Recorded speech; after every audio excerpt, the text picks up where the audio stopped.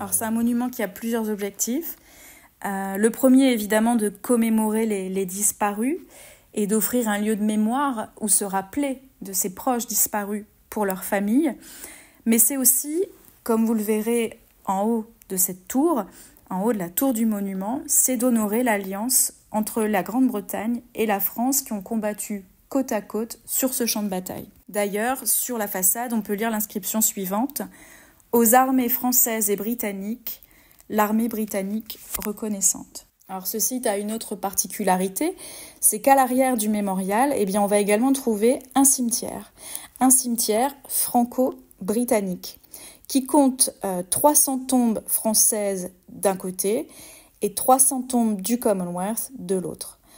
Leur point commun, c'est qu'une grande partie d'entre eux sont des soldats inconnus. Ils ont été retrouvés sur les champs de bataille de la Somme au moment où le mémorial a été construit et une grande partie d'entre eux n'a pas pu être identifiée.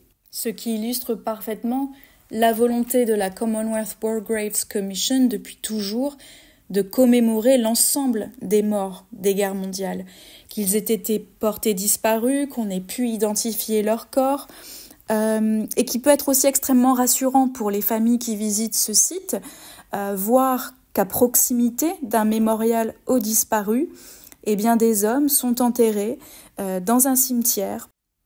Leurs tombes sont marquées d'une pierre tombale, sont entretenues avec le plus grand respect possible par nos équipes horticoles, et ce, pour l'éternité.